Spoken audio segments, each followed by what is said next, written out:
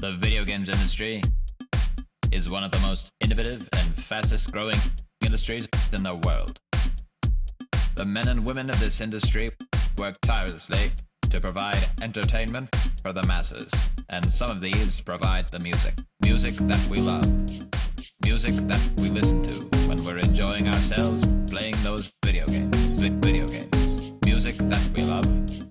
Music that we listen to when we're enjoying ourselves listening to video games. Video games. Do we even know who these people are? No. Would video games be the same without them? No. What you're about to hear. Good evening and welcome everybody to yet another episode of The Average Giants. Good evening everybody, welcome to another episode of The Average Giants. We're slowly becoming auctioneer people, I think. Yeah. Hello everybody, welcome to The Average Giants. Tonight we're going to be giving away some really fun games and prizes for you all tonight. Yeah. What are we playing tonight, Giant? We are playing, I don't want to say this wrong, The Repopulation, an indie massive online multiplayer online experience that's massive and online. An indie MMO. and it's a good way to say it. So we're going to get Mike from The Repopulation in the chat with us. I got a nice glare going. Maybe if I do this. I got to if you do that, sort out my... Ow! That kind of hurt. I'm okay. So we're going to give Mike a call here. Hello. Greetings. Greetings. How's it going, Mike? I'm doing very well. How are you? Good. You have an amazing voice. Holy crap. Well, thank you. It's all the equipment. It's not my voice. No, it's totally your voice and a really good microphone. That's a good amount of gravitas. So before we jump right into the game, if you wouldn't mind, I'd love to hear like a quick synopsis about The Repopulation. Absolutely. So The Repopulation is a budding sci-fi sandbox MMORPG akin to a lot of the old throwback style sandbox MMOs, such as Ultima Online, Star Wars Galaxies, the Lineage series, Dark Age of Camelot, all the greats that really put you into a world where you have full reign over the development of your character. There's no constraints to leveling. You can master everything in the game. And basically the synopsis or what the game is about is you are a clone. You wake up on a distant planet called Rylden. You don't know how you got there or why you're there. The last thing you remember is being on Earth. You wake up and they let you know, hey, you volunteered for a cloning project, so here you are. Okay. So the name The Repopulation is basically an homage to that. I mean, you volunteer to repopulate a distant colony on another planet should something catastrophic happen on planet Earth. So you wake up and there you are, and then you are delved into this entire storyline of two warring clone factions, the O1 and the FPR, and the story unfolds from there. Amazing. I like it. I'm actually a huge fan of old MMOs as well. Like, first one I probably played would have been EverQuest, though I got into Ultima Online later. And then Anarchy Online was probably my big one way back in the day. So I've been having a lot of fun with this game. I've been afraid of them. You are usually pretty afraid of MMOs, yeah? I'm afraid of games that could potentially suck me in for years. It is a lot to take in as well. There's a very steep learning curve, and one of the biggest feedback caveats we've got, or feedback little staples, is this game is too hard. I don't know what to do. I'm out in the wilderness now, and I have no idea which direction to go or what to do. And a lot of people don't pay attention to the tutorial. We have a lot of very unique features in our game that haven't been incorporated in a previous MMO. So people just speed through the tutorial saying, yeah, I've played X MMO or Y MMO, I've got this. And then they just go out into the world, and then they're completely lost. Yes. This looks like every other game I played. I can do this. 5 minutes later, what? When I first tried the game, that was actually one of the things I wanted to make sure that I did, is read through everything in the tutorial. And there is quite a bit to it. I wouldn't mind walking through that, maybe for the first bit of the show off the features of the game. I'd love talking about like the crafting system and that kind of thing. And then after that, maybe we can jump into the character and check out like the questing system, which is really quite unique in this game. Absolutely. Oh, and one thing that we forgot. Hey, what's your name? Me? My name is Mike Voxton Oliver. I am a voice actor and social media director for Above and Beyond Technologies and The Repopulation. I've been with the team since 2010 or 11. It's been a while now. And kind of had a thumb in a lot of stages of development, so Wow. I've been around a while. Been around the world, na. So, voice Yes. actor, I never would have guessed. We've been trying to sort of, dip our toes in that pool, but it just doesn't seem to work out. I don't know why. It kind of just fell into my lap. I was in the military prior to getting into voice acting, and I did a lot of public speaking. And my whole life I've heard, you got a voice for radio, which I always retorted, what, I don't have a face for movies? Which I don't, so I understand. But, I never really considered it something I could make any money on or do professionally. And I was speaking at a award ceremony in the military, and there was an agent there who came up and said, "Hey, I would like to work with you." And I was like, "What do you mean?" And it just kind of unfolded from there. I've been told that I have a face for radio and a voice for silent film. Yeah, that's about right. I'm just kidding. Nobody talks to me. Anyways. So, an indie MMO is an extremely large undertaking. How long have you guys been developing the Repopulation? Oh, development from the earliest stages around 2009. And we're talking bare bones, like stick figures and very, very basic placeholder graphics to where it's been developed now. It's been a bit of a long haul, 5 to 6 years from concept point to where we are today. And there's a lot more on the plate. We are a true alpha stage 4. So this is an actual alpha. Our biggest focuses right now on the patches are bug fixes and polish. So you'll find in the current build, we've actually implemented a lot of animation updates, and we have hired on a new animator and who's going to be going through and replacing the melee animations very soon, as well as another full batch of ability animations. So right now we're kind of in polish phase. We're going to get on, more graphics and modeling and textures and things like that after we get through the animation phase, but we have 4 full phases of beta to go where that's going to do most of the polish. So it's been a long process, but there's still a lot more to come. Mm-hmm. So when it comes to doing the whole MMO thing, was there ever a slight bit of discouragement just trying to attempt an MMO based on the so many previous tries from other companies? We kind of went in with a different mindset. Because we aren't published, we don't have a publisher, we really don't have to abide by a lot of the same constraints that other MMOs do, which is money, now. And that's kind of usually the nail in the coffin for a lot of MMOs, while they eventually just dwindle off and die because they're under the thumb of a big publisher and they can't get out from underneath them. So the Repopulation is developed on a labor of love. It's about the passion of the old feeling of MMOs that was too prematurely died. It was snuffed out by the hand-holding method of MMOs like World of Warcraft, where they say, here's a quest, complete a quest, get a cookie, kind of style. Mm-hmm. And players have just grown so accustomed to that easy mode RPG that a lot of the players that grew up in the hardcore skill grind, true skill-based MMO have really nothing to really wet our whistle. I've gone through the full gamut. Every MMO that's come out, I've tried, and I just can't get the same feelings that I had with old skill-based MMOs, which all of them are really either the population is gone or they're closed down because they just weren't making enough money. So this is more a labor of love, and we're putting this out here because we believe that the MMO world is ready to embrace this genre again, and we're doing our best to give them the best quality product we can so that they can. Wonderful. Yeah, it's always a plus to hear that people are doing it because they love it, not because they want to try to cash in on the MMO cow. Is that even a saying? I don't even think it is. No. MMOs are pretty risky business, actually. Cash in on the one thing I wanted to touch on. One thing I wanted to touch on is perhaps for the viewers that haven't played like an older MMO like the Star Wars Galaxies or Ultima Online. What do you mean by skill-based MMO? Skill-based opposed to a level-based MMO is just that. You don't have a level. You don't go out and do things, get more powerful, get X number of stats in strength, dexterity, agility, endurance, and then just naturally get stronger to a certain breaking point where you're the best, and then you just farm for gear.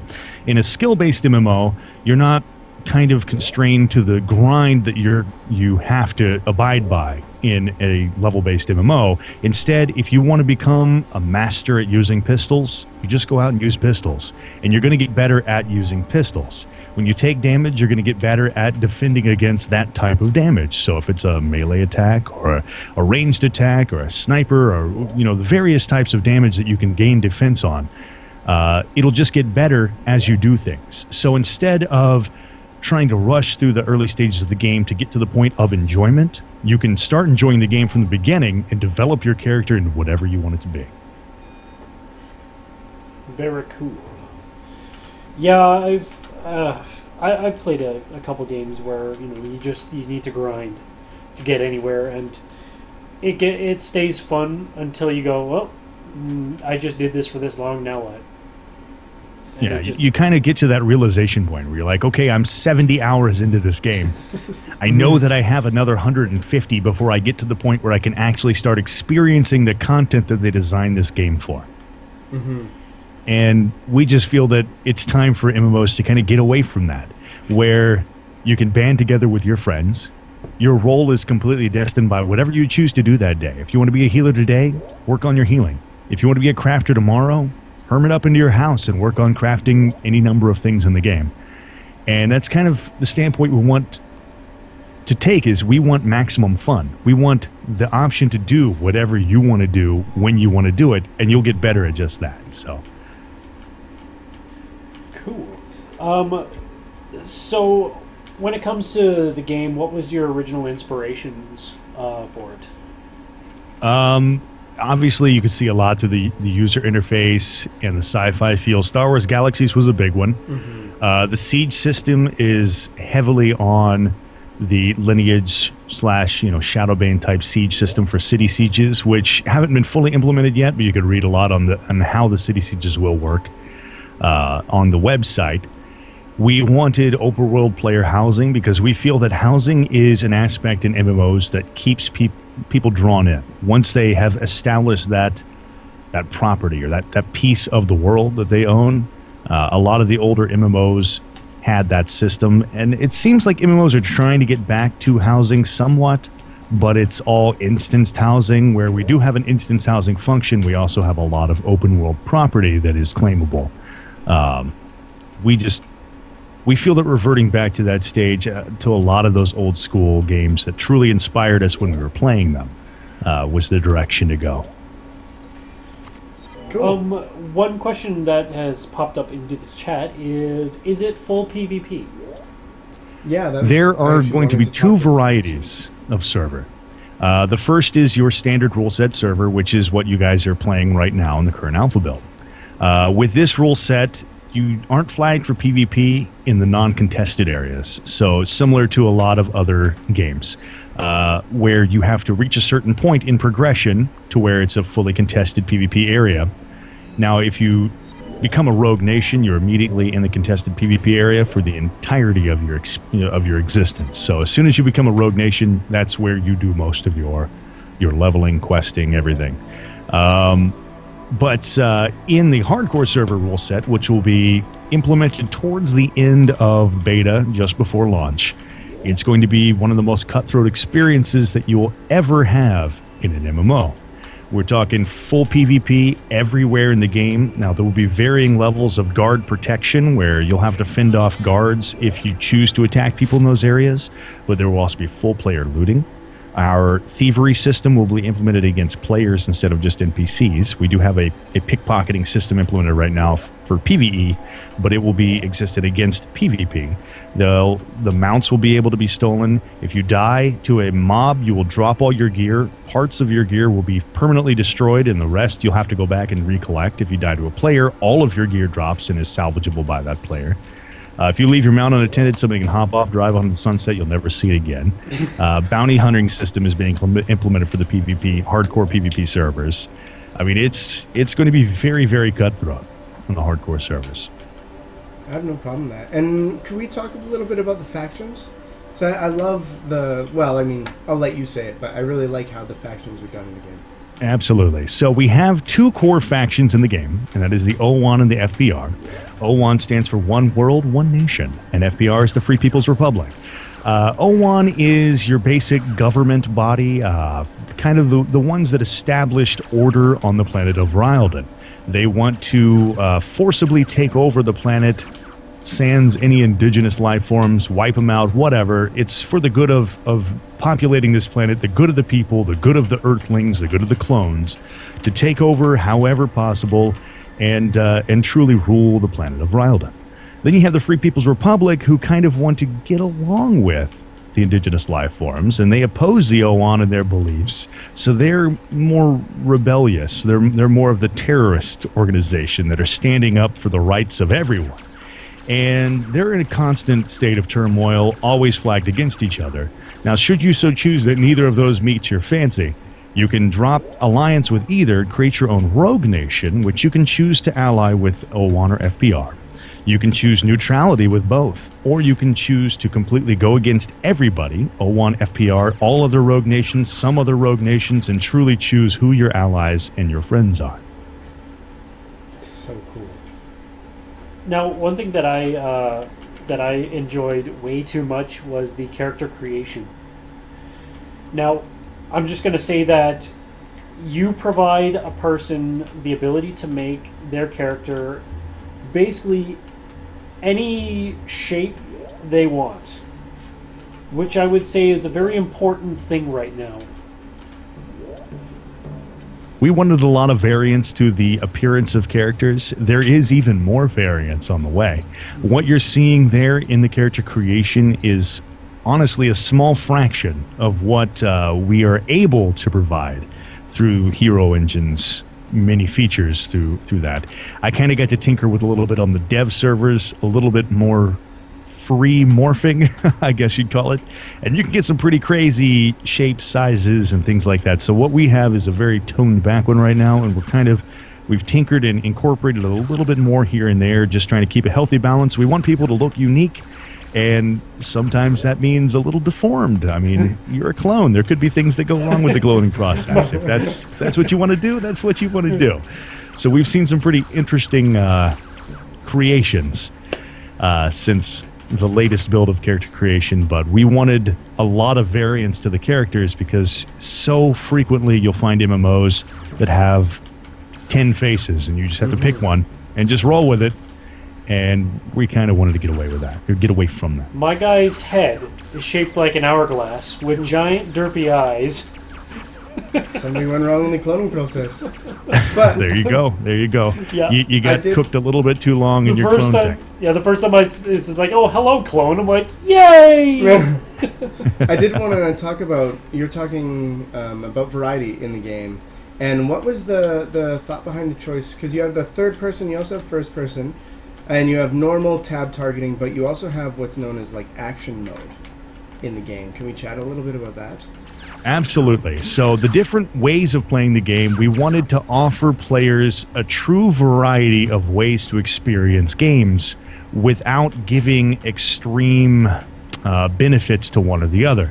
So some players are used to the first-person shooter style games, and when they play a sci-fi shooter game or a sci-fi MMO with guns, they want to be able to play it like a shooter. So we incorporated the action mode, which basically what the action mode is you get your crosshair in the middle of your screen. You move around with WASD, move your mouse around, it moves your vision around just like if you're holding a gun, and wherever you shoot, it'll shoot there, and it will automatically trigger any abilities that are on your hotbar that are associated with the weapon you're using. So if you're using a rifle, it's going to automatically use your rifle's abilities for you, so you don't have to do it. You can still manually activate them, but it will do them automatically. It's kind of a more fast-paced action mode. It makes it more fun for some gamers. Some are used to the tab targeting, the ability queuing system, so they prefer the RPG mode. If you've been outside and scrolled your mouse wheel way out, you'll see that we have a massive field of vision. And we just wanted to give players of every walk of life, from people that like the top-down view of Diablo all the way to the first-person shooter style over the shoulder. Everybody has their own style that they can play this game. And they all kind of work, so. Speaking So of, you've given people lots and lots and lots of options and even more reasons to pick it up and give it a try. one of those is crafting, and crafting. This is probably one of the most robust crafting games or mini games within the game that I've ever seen. Did you want to speak a little bit about that? Because I'm just starting to do it in the tutorial. I probably won't show everything, but yeah. Yeah, it's hard to go over everything in the tutorial with crafting because it truly is, if not the most complex, one of the most complex crafting systems to exist in an MMO. Basically, the concept is, as you harvest resources, they all have a certain grade. To craft with those resources, a certain resource crafted into a subcomponent will give that subcomponent a certain quality.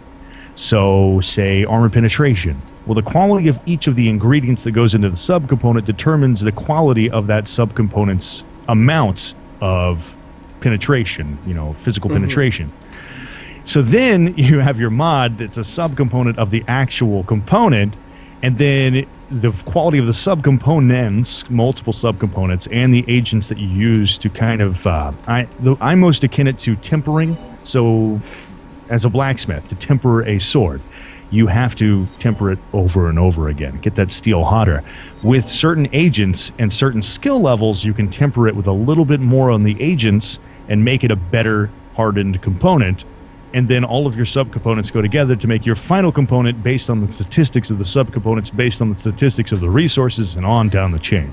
So it takes a lot to truly be a very skilled crafter. And then you have to go into the other styles of crafting.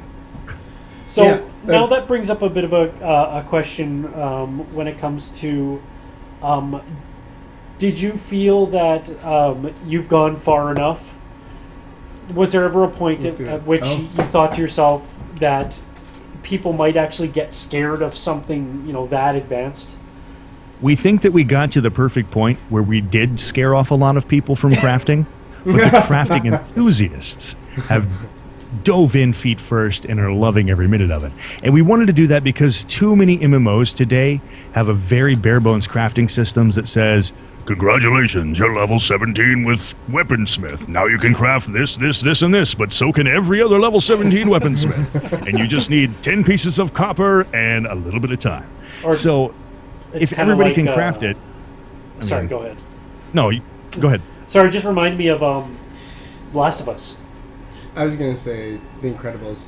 Incredibles. That when everybody's special, nobody is. Yeah. Yes, exactly. Exactly. And in old school games, to really, really become a great crafter, that was all you dedicated it. Your character was a crafter. That's all you were. You bought your resources from people that went out and risked the elements to gather it. You crafted the stuff and you made lots of money. Now with the repopulation, because you can literally master every skill set, you're not bound to just mastering 1, 2, 3, 10. You can master literally every skill in the game.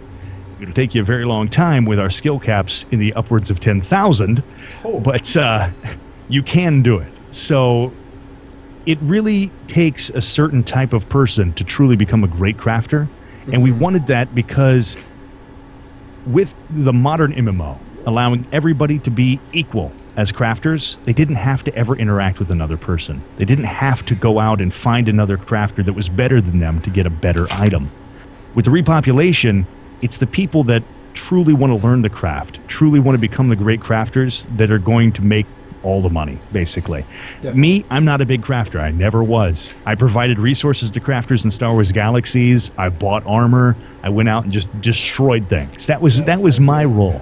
And in games like World of Warcraft or Warhammer Online or any number of other MMOs, I just picked up crafting because why not? It was easy. I could just buy a bunch of resources or go out and gather them while I was fighting and just make this stuff.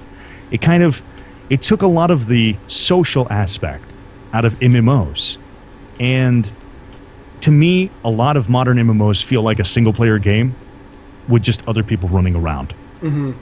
And we want to get back to the true social aspect of MMOs where you need to interact with people. You need to cooperate to truly get an edge.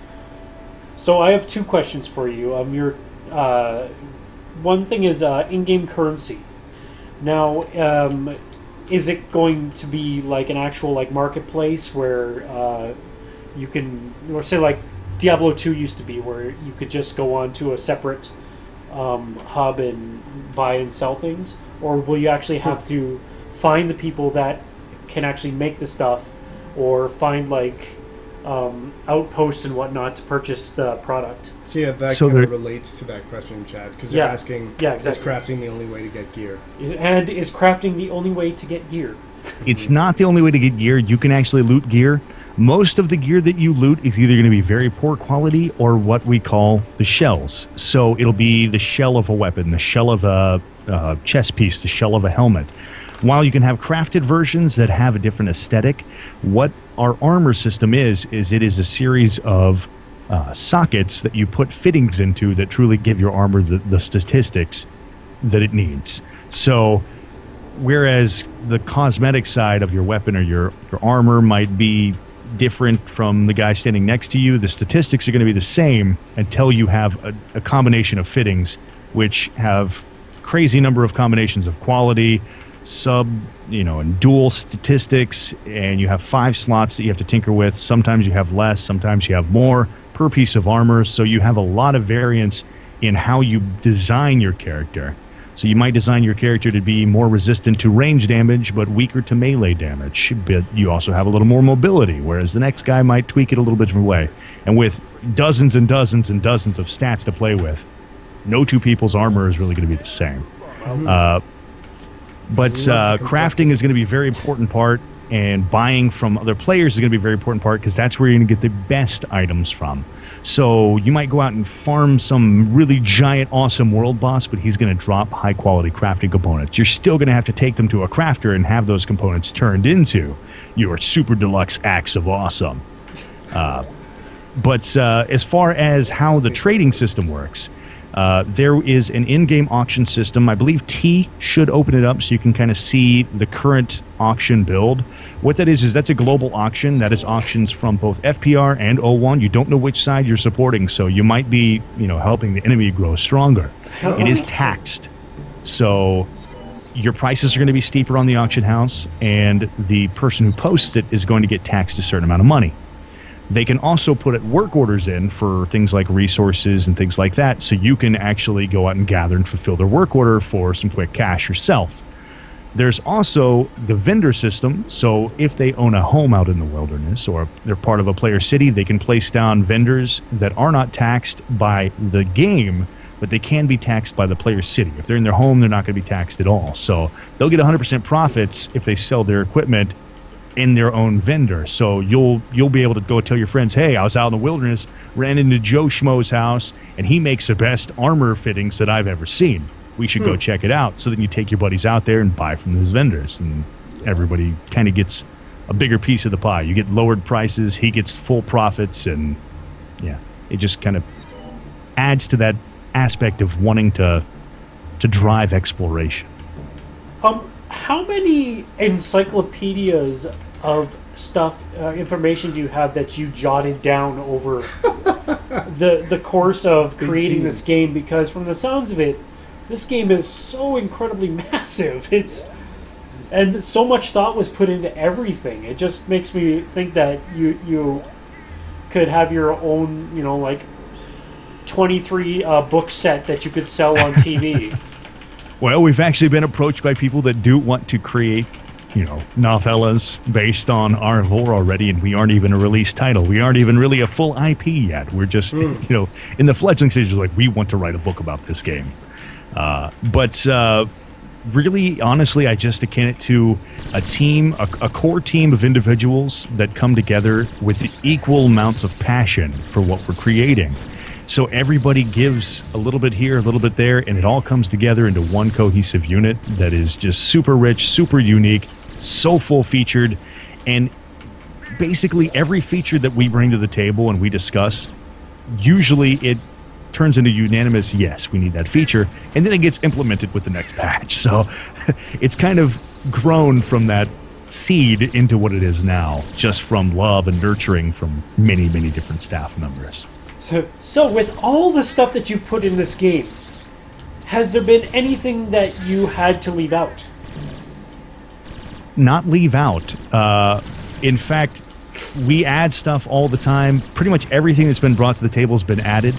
And there's actually a funny story with that. We are currently adding some items that are named after certain streamers and YouTube personalities that have experienced the game and enjoy it. But I was kind of the budding of that. I do have a personal streaming channel on twitch.tv, and I've hosted a few dev speaks there. And during them, one of the themes of my channel is tacos.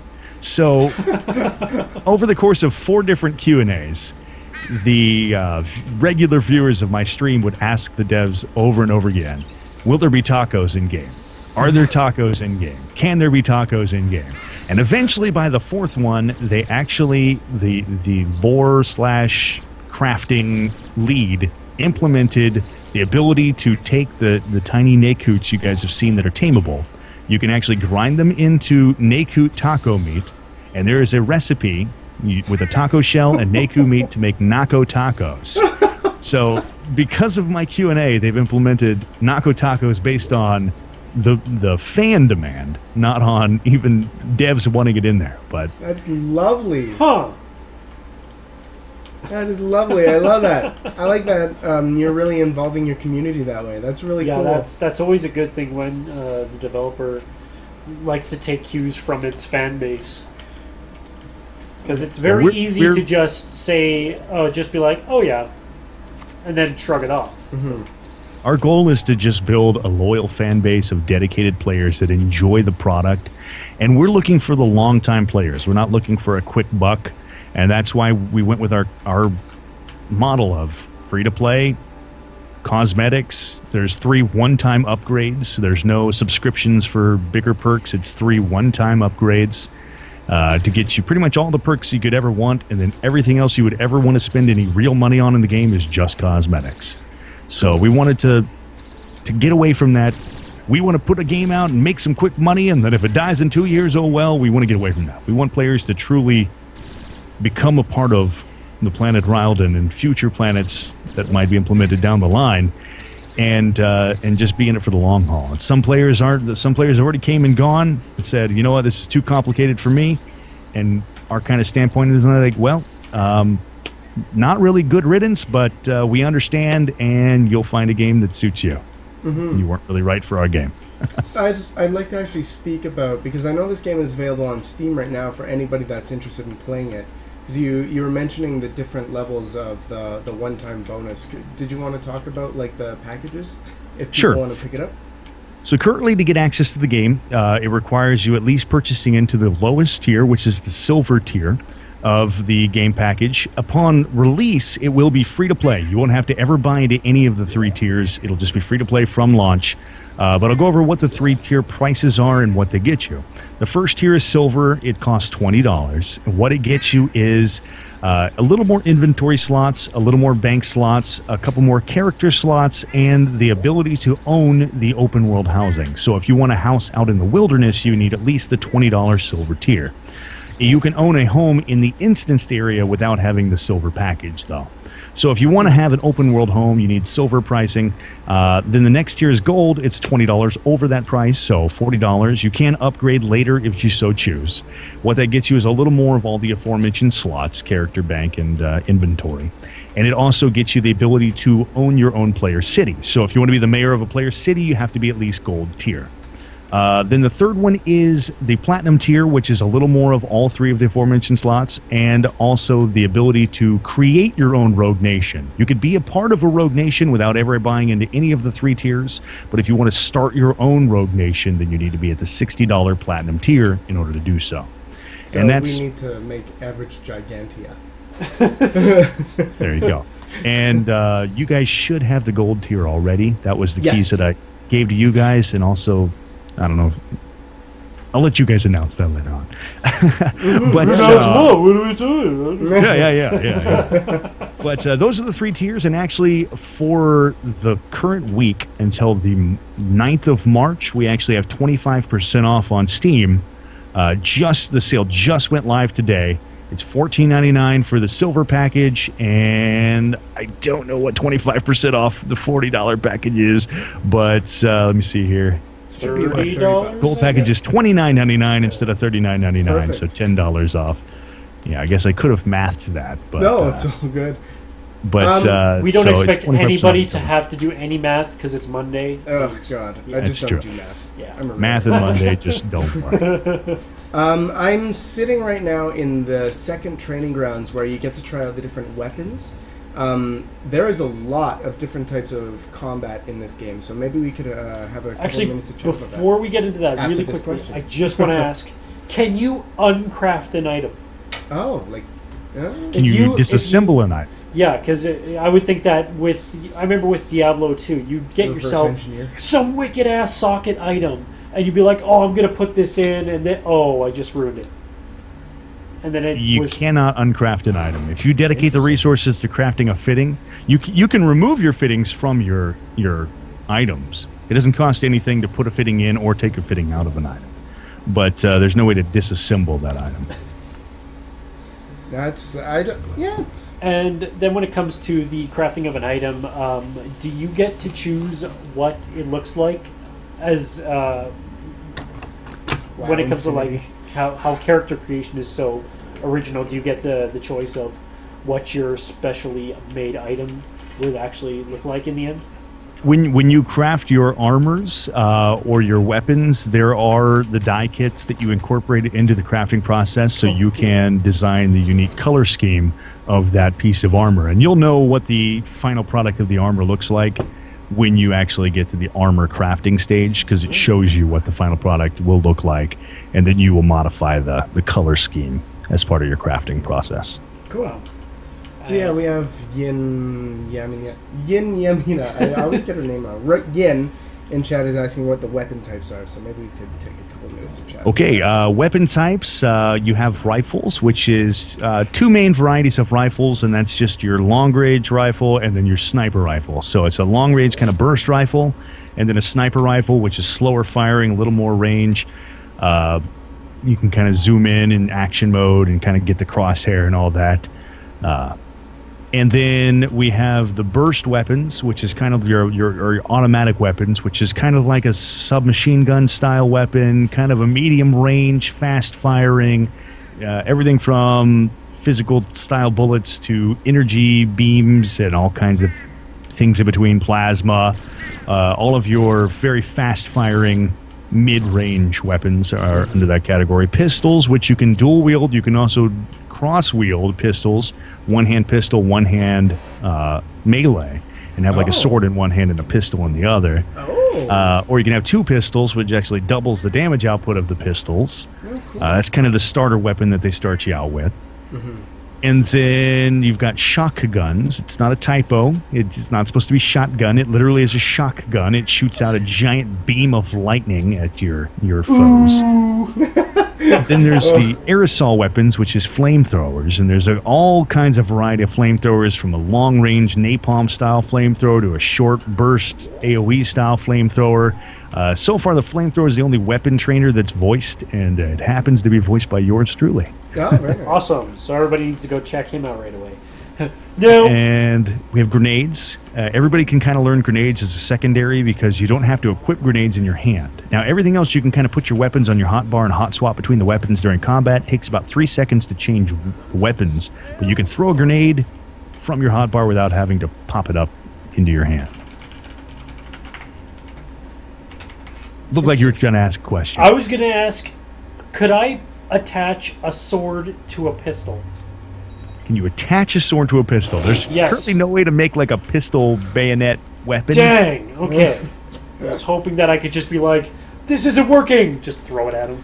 I was actually going to ask what amount of work goes into balancing all these weapons. Like, obviously, there's definitely the thought of like the range over the damage and that kind of thing, because it's interesting to have so many different types of ranged weapons as well as melee.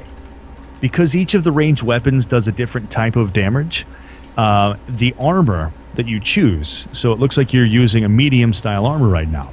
I don't know if you've seen it yet, but if you open up your character window, at the bottom you're going to have an energy bar slider.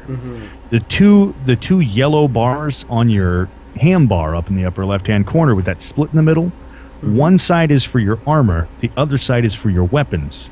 So as you use abilities, your weapons bar is going to drop. As you get shot, your shielding is going to drop. You can allocate more energy towards one or the other to be more defensive or more offensive. So say you're a sniper laying in a bush somewhere. You could crank it all the way over to weapons and you're going to have a little bit more gun power, but you're going to be a lot weaker, especially if somebody runs up on you with an axe and hits you. You're going to lose that shield immediately and start suffering penalties, especially if you spec against, say, other snipers or other long range. Maybe you want to be against artillery strikes, so they can't just randomly fire into the wilderness. Well, now you're kind of resisted against demolitions, but you are very weak against melee or direct energy blasts. So the way you spec your armor's fittings is going to directly correlate on what you're good at blocking or resisting and what you're bad at blocking or resisting. So I missed this at the beginning, but when you die, are there any penalties to your stats, or is it just a matter of loss of your equipment? There's a temporary stat reduction when you resurrect, as well as a decrease to the gain speed of skills. So your skills will gain slower, and there is a stat decrease, which is a resurrection sickness. You can either wait it out or try to get it cured at one of the many different taverns, bars, camps, cantinas from one of the entertainers. They have the ability to not only buff your endurance and other statistics, but also cure your resurrection sickness. And we kind of wanted to do that to, one, give the social players that just want to be dancers or storytellers or whatever it is that they want to do, have a purpose, because now it's a gathering hub. Players are going to end up in the taverns working off their res sickness or getting buffs, and they're going to exchange stories and their travels and their exploits, what they've been out doing, why they got injured, where they need to be, and what they want to discover, and if they need help. So it's going to kind of create these player hubs where players can interact with each other. And it's just another one of the many aspects and features we wanted to implement to try to bring the social aspect back to MMOs. Will you be doing different servers based on like role-playing versus just regular play, or is that just going to be up to the players? We have a very, very big role-play community, but it's been discussed a lot, and we just haven't settled fully on whether or not we want to create a server as a role-play server. Because in a true MMORPG, you should feel like you're part of your role and essentially role play to some degree. I'm not talking about written out paragraph RP, but you should still feel like you're a part of the world. And we're kind of going for that, and we don't want to segregate them off to their own one little nook, because we think that the people that embrace that style of gameplay, regardless of the game that they play, will help to motivate or influence other players towards that direction of immersion. So it's something we talk about a lot. We do have a very, very big RP community on the forums, and it's just something that really is probably going to get kicked around all the way up until launch, whether we do or don't. Mm-hmm. And then when it comes to that, the whole RP aspect of it, do you have headsets implemented? So, or like as far as team speak, voice over IP, or yeah, there's no voice over IP implemented in the game right now. It's been discussed. It would require us getting a license from one of the many different game implementing voice over IPs. But a lot of roleplay communities don't use the voice over IP to roleplay. They usually do written roleplay and then just text-based. Okay. Yeah, it's all text-based, but we do currently have a lot of animations built into the game, a lot of emotes, as well as the custom emote command, which a lot of games have been leaving out, like /EM or /me or whatever, the game should have. They've just been leaving it out. So players haven't really had that unique create your own emote feature for a while, and we wanted to incorporate that. So that just brought up a very interesting thought process. When it comes to, say, World of Warcraft and your ability to type in to make the character dance or do something, what would be involved to make it so that a person can make their own, like, choreographed emote? You'd need motion capture technology. No, I don't think you would. I mean, more like you have the ability to manipulate the character on its own level, so to design your own dance moves. Or design your own physical, like, body emoticon. It would be kind of hard to do that and import it just because of the way that we do it. To make it a server or client side thing would be very easy. To make it a server side thing would be kind of hard. Yeah. A hot fix goes to the player's client side, so they'd get to see their fancy move, but on the server side, other players would just see it as normal. To get it implemented as an actual emote, which we would have to regulate each and every one to make sure people weren't doing them in the way that would cause our game to get a higher ESRB rating. Yeah. Because I'm just trying to think, teabagging. Yeah. So, there are actually 3 things I want to talk about. Segue? 3 things that I want to talk about before we get completely off track. One, I picked up the crawler bot, and I was going to ask about the pet system, because it's actually really cool. It's funny that you brought up dancing, because that is also another thing I wanted to talk about in the game, which is really cool. But we also have a question in chat asking about how martial attacks can be effective in combat in this. Gotcha. Yeah. So martial arts, dancing, and pets. Okay, Yes. Here we go. So martial arts is very effective in combat. It can actually be your primary weapon type, not in the beginning, though. It is a freely trained ability, meaning you don't have to pay anything for it or use a training chit in order to gain the martial arts basic knowledge. When you do learn it, they will give you a hand blade, which is what martial artists use as their primary weapon type, and the ability kick. So you can try to go out with your hand blade and just grind up martial arts on your own, but I would suggest using a melee weapon, so investing in something like axe or bladed weapons or any number one of those, and using kick, because you don't have to equip the hand blade in order to use kick. Using kick will level up your unarmed attack, and once you get to a higher level, like just above poor, maybe the below average level, go and pick up a few other unarmed combat abilities and then switch to your hand blade and use your other abilities in tandem with martial arts. But absolutely, we are working right now on all the melee animations. We just upgraded all of the ranged animations, but the melee animations are next kind of on the plate.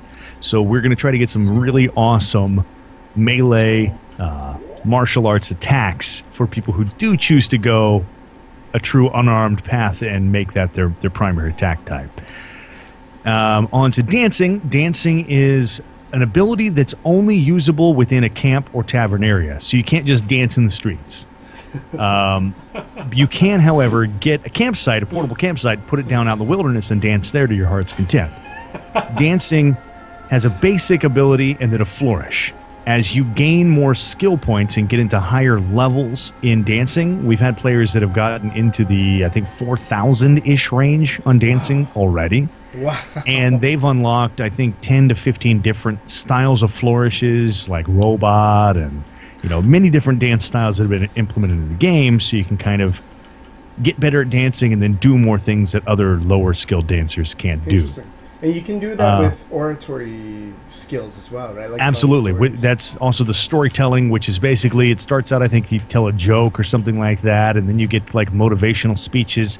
Both of them have the same style of buffs, but they're 2 different flavors of developing your social skills, and neither of them cost anything to learn.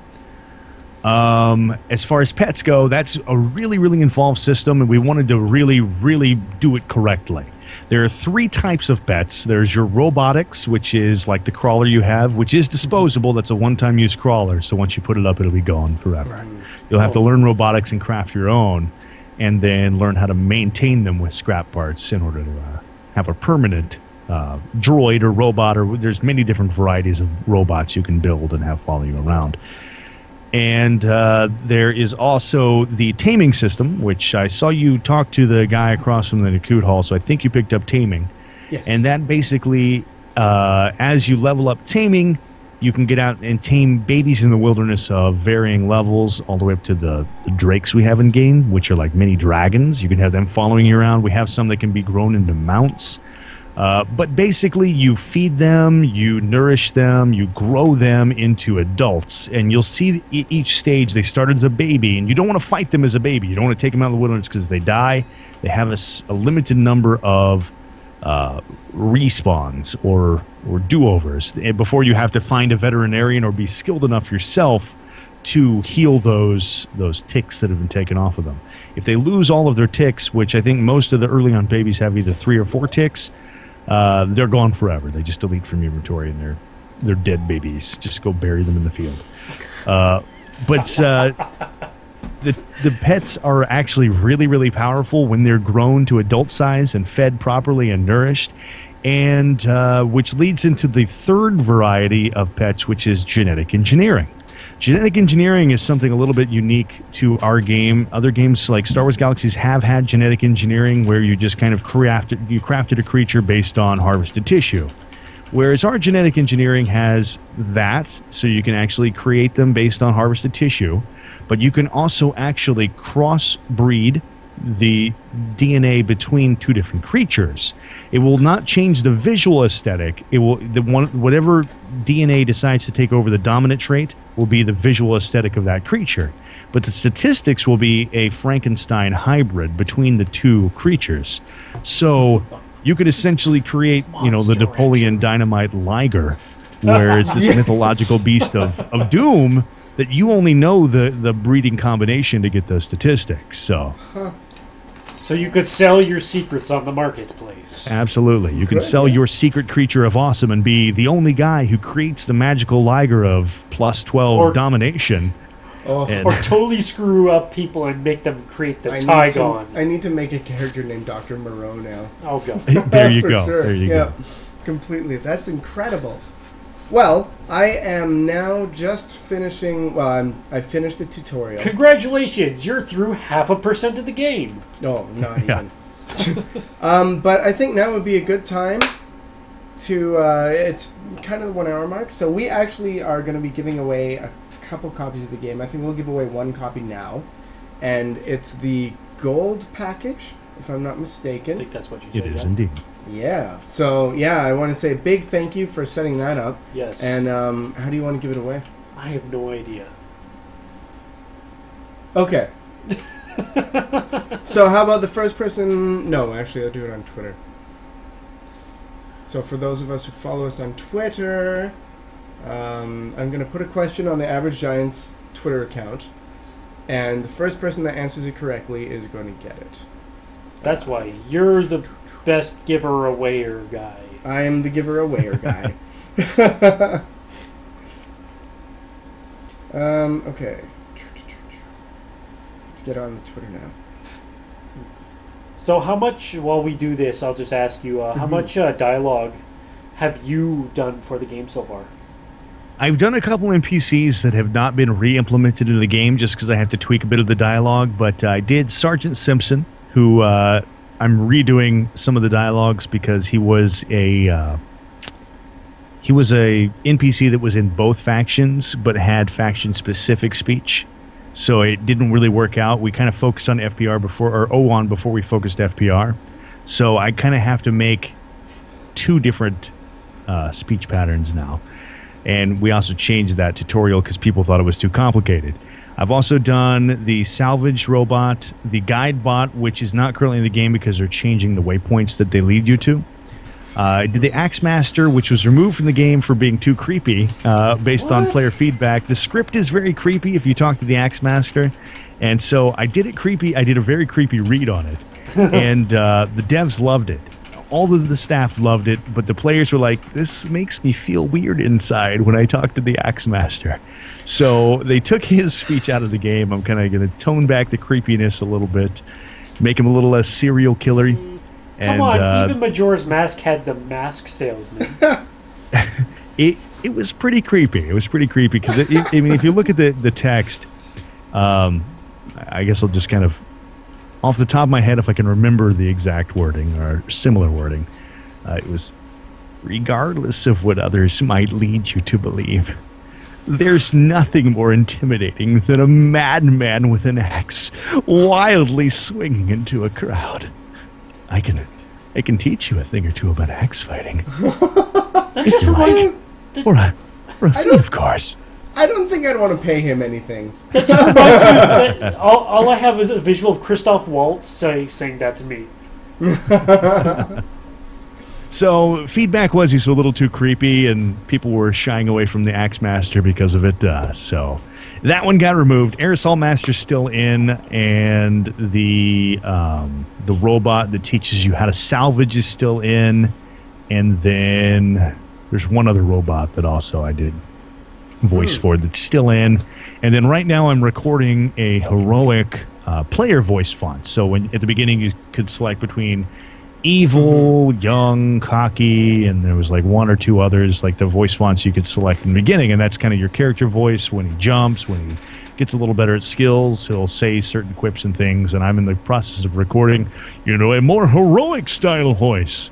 I'm the best there was, things like that. I just keep getting stronger and stronger. But for some reason I can imagine you doing an android or robot voice, just like R2-D2 from the Family Guy Star Wars. Just a regular voice, but just had beep boop beep. Beep boop beep. I'm a droid. Yeah, I can see that happening. Although, just put it as sort of like you have to go really far to find something that's in the beginning. So, when I finished your tutorial, there were two areas that I could go to between Freedom Town and the Thicket Overwatch. What's really the main difference? Why is there a choice there? There's a choice there based on whether or not you're kind of going in alone or going in with a few friends. Thicket Overwatch is a little bit more difficult. The mobs around Thicket are a little harder to take down, but unlike other games where you can't go into higher level zones and take out a level 15 if you're a level 2. No matter how many level 2s you have, if you're going to take out a level 15, you're going to die. In this game, if you actually have a few friends working together, you can tackle much harder objectives, and you get skill gain increases for being with friends. They could be healers, more damage output, maybe somebody trying to take the brunt of damage because they have heavy armor. So if you're kind of running with friends, Thicket Overwatch is a very good choice to go to because you're going to reap bigger rewards earlier on. You're going to get a little bit better base loot drops. You're going to get a little bit harder engagements, which will result in a little bit more skill imprinting points that you'll get. And it's just a harder experience with a little more reward. Whereas going straight to Freedom Town is kind of solo mode. It's very easy. The mobs out in the area aren't as thick. They're not as difficult. And you can kind of get a grasp of the game by yourself before finding a group to experience the game with. Cool. Okay. One thing I also wanted to talk about in the second one. Oh, there we go. Is that it? Put that on, what's it called? On Twitter, Carl. One of the things I want to talk about is your guys' questing system and, like, the job requests, which is probably one of the neatest ways to put lasting appeal into an MMO. As far as the player-created job request or the NPC job request? The NPC. Okay, so various NPCs will actually send you mail messages asking you to complete various tasks. It is randomized, so you never really know what tasks you're going to get. So he's got his mission window. He just pulled it up there from the mailbox. And it will send you to general areas where you actually have to do a little bit of digging to find exactly what it is you're supposed to be doing. Within the cities, they'll actually send you on delivery missions or retrieval missions where the NPCs that you're out to deliver to or retrieve from, they actually go on patrols of the entire city. So where you might do a very similar retrieval mission by text, the path you'll take to complete said mission is completely different. Other ones will send you out into the wilderness where you'll follow a variable trail of waypoints where you kind of discover general areas where you lead to. And I've gotten so sidetracked doing those because once you get out in the wilderness and you're following these waypoints, you find 6 other things to do out there. And I'll end up on the other side of the map and realize, wait a minute, I had a purpose for being out here. And I've completely gone a different direction. Oh dear, I'm about to go down. Oh, maybe not. So, when it comes to sound effects in this game, are they all original, or did you have to use some assets? Most of the sounds are original. We've got a pretty talented art team. The music is all original. We actually hired 3 different musical composers that have implemented different songs for the game. And some assets right now are placeholders, so those will be changed into original sounds later on. Yeah. So you're going 100% original with this game. Mm-hmm. That's the goal. That's the goal. We want to have a truly unique experience that will be reminiscent of old games, but fresh at the same time. Mm-hmm. That is attention to detail. Carl got the first question correct. So do you mind sending him a key through Twitter? Be the easiest. I can do that. Okay. Thank I'll you. send him the top one. The best one. Congratulations, Carl. I expect you to add me as a friend so we can play. Carl. So, why don't you kind of hinted there? Why don't we chat about the player-made NPC? Yes. Pretty much, it's not implemented into the current build, but it will be in the future builds. We actually have an entire system of player-created quests and missions that will be supported by a live events team. So we actually have certain staff members that are below GM level that their sole purpose is to assist players in creating their own content for the game. So that's kind of going to be a pretty big feature that has been done in previous games, but has been missing for a very long time. Mm-hmm. Agreed. Which is really quite cool. I remember you guys were featured in IGM, not this current issue, but the one just last month. And one of the things I read that I wanted to ask about, which I thought was really cool, is the fact that you as a character will make choices throughout the game. And those choices can actually impact NPCs, where you'll have NPCs talking about other players and their choices, or they'll actually react to you differently in towns. Is that? Absolutely. And that's the dynamic engagement system.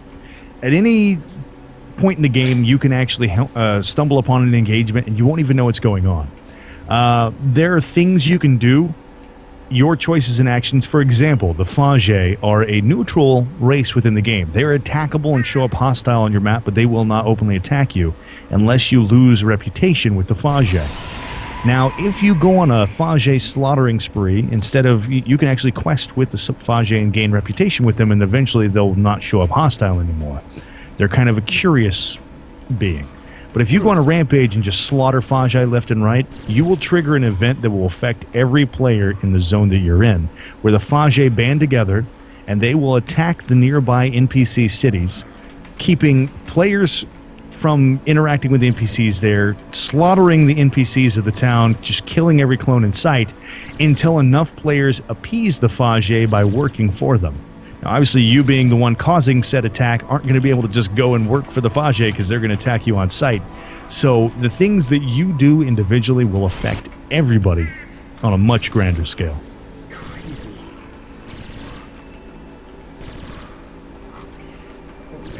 So one of the things, MMOs obviously are a community-oriented game.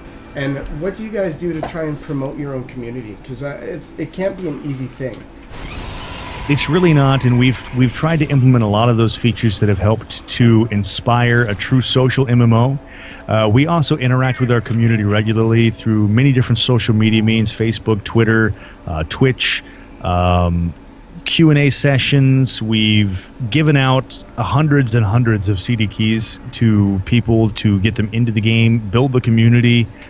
We've given out T-shirts. We've attended pretty much every gaming convention that we can get into right now. We haven't really delved into the E3 side yet, but that's a little bit more for, people in the industry.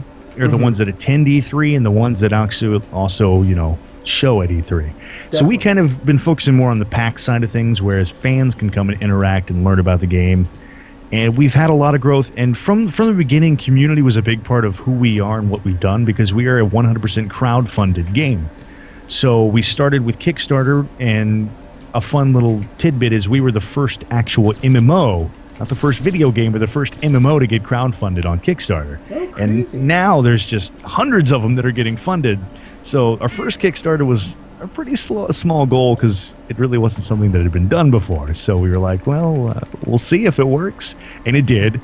And it got funded. And then our subsequent Kickstarter campaigns have been vastly more successful since then. And we're also crowdfunded on the website. People have been upgrading to top-up packages where they get other, cosmetic perks and things like that. So it's been all crowdfunded. So people have felt a part of the community from the very beginning. And from the very head honcho, I guess I should say head honchos, Josh and JC, down to the lowest on the totem pole, everybody's always on the forums, interacting with people, answering questions. They hop over to mmorpg.com. They hop over to all these other different outlets, and they converse directly with the players, answer questions on Steam, everywhere they can to truly interact with the community and be a part of the community. And it's really helped to build a very, very strong community. And it hasn't been easy. It's been a long, slow process, but we have a very dedicated fan base and a dedicated community because of it. Mm-hmm. I know there's a lot of friends of ours who have their own streams or their own radio shows. And what is the best or easiest way that those guys would be able to get in touch with you if, they wanted you on their show as well? The easiest ways is to either support a ticket through the ticket system on the website, which is the route that you guys took. Yeah. You can also tweet to the official Repopulation Twitter, and I check that pretty regularly. And I usually, if they say, hey, want to DM you, I'll follow them so they're able to DM our Twitter account and have a conversation there. There's quite a few different ways to get a hold of us. I would say probably going through the website is the best way, just because most of the PR/press style requests get tagged to me, because I'm the social media director. That's kind of like my job, is to handle all of that interaction. Mm-hmm. So it's pretty easy to get in contact just through that means. Cool. What do you think so far, Giant? I am liking it. There's so much going on. It's crazy. And yeah, just seeing what we've heard, and what is capable of this game. It's ridiculous in a good way. Yeah, no, completely. It's a good ridiculous. I completely agree. I love. It's funny. I was ranting probably about 2 or 3 months ago about how MMOs these days really have lost the social aspect, where the combat or the leveling is so streamlined and linear that there's really no use to make them multiplayer anymore in a lot of cases. And that was one of the things back in the day that people used to complain about, that I can't play this MMO because I don't have friends that play it, or there aren't people online, or aren't enough people online, or I just don't want to engage with other people. So it's good to see a return to the kind of social aspect of the MMO. That being said, I find it's also really enjoyable and engaging on my own, simply because of how much there is to do and how complex it is to do it. There is a lot of complexity, and there's a lot of room for growth. And one perk of doing things on your own is the strive to be the best. When you're with a group of friends, or you're doing things one way or another, you're kind of making your group more powerful. But when you're doing it on your own, you're making that staple. And in old school MMOs that were skill-based, there were well-known PvPers that were known to be the feared best PvPers. There were crafters that were known to be the best crafter on the server, the go-to guy. And that's kind of what we're going to, is adding that social aspect where you socialize through group content, you socialize through solo content, because you're well-known for whatever it is that you do. And we really do feel that the social aspect in MMOs has all but died out, and we want to reinvigorate that, because like you said, people were complaining, hey, I don't have any friends to play with, I didn't bring any friends to this game. Well, we want a game that inspires communication and growth and friendship, and helps people to discover friendship and build friendships that they didn't have coming into the game within the game. Some of my greatest friends that I still game with to this day are from old school MMOs, where you had to tooth and nail grind out and become good at what you did in a skill-based environment, and you make friends through socializing that I still have to this day. I still talk to them every single day. Mm-hmm. Now, when it comes to the whole social aspect of the game, how easy or difficult it is to actually meet up with friends in the game? Like, do you have to like source them out in the map, or do you just kind of show up in the same area? You actually invite them to a group, and they show up as yellow dot on your mini map, but they have to be within a certain range of you in order for you to see them on the mini map. So the easiest way is to just teleport back to your starting city, whatever it is, whether you're O1, FPR, or Rogue Nation. If you're O1 or FPR, it's either Freedom Town or Plymouth. And if you're Rogue, then it's Sept Falls. And as soon as you drop your nation, your teleportability that you have that takes you back to Freedom Town instantly morphs into a Sept Falls teleport. So that's kind of where you go from there. So the easiest way is to just form a group and teleport back to that area and then branch out from there together. And currently, how large is the map? The game world? Yeah, the game world. Oh, I'm trying to remember how many square kilometers it is. It's big. I mean, I know how long it takes to get from one side to the other, but I don't know offhand how many square kilometers it is. It takes roughly 4 hours to get from one side of the map to the other, and that's on a mount, on the fastest vehicle. If you're on foot, it'll take you about 8 hours to run from one side to the other.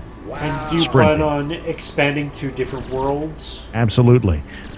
We have stretch goals post-launch, obviously, of implementing other planets as well as space travel and space combat. I was just about to ask that question.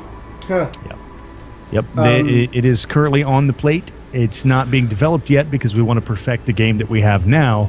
And then once the game is at launch, that's when we'll start working on the space aspect.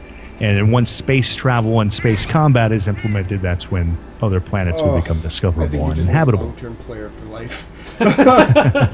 Stop talking, man! You're sucking them in. So we've got a couple questions in chat that we need to address because chat is exploding with their love of this game. Explosions!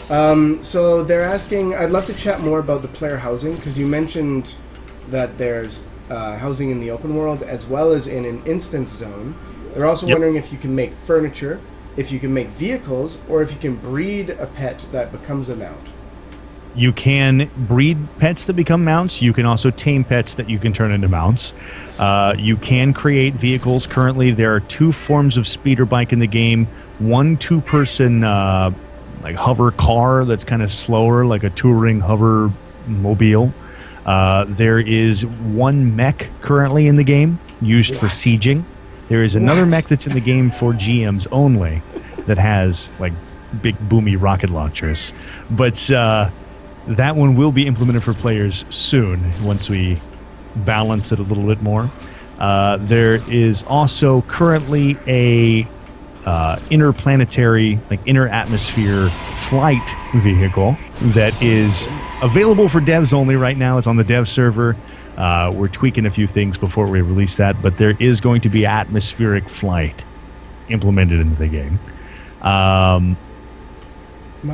Many vehicles with many more to come. That's just what's available now. Furniture, absolutely. There are many different flavors of furniture, from bookshelves to the books you put on them, various fruits. You can put down countertops, turn them into sinks and kitchens. You can, put down any object that you place, by the way, is fully stretchable in all of the axes. So you can stretch the Y, X, and Z axis to form it into any shape that you can imagine, and increase the sizes, skew it, twist it, place it. There's no hooks that you have to place an item on. You can literally put them anywhere, inside or outside or on your house. You can even have an upside-down house altogether. We actually have one on the West server. They actually made an entire upside-down house with all upside-down furniture. Oh my goodness.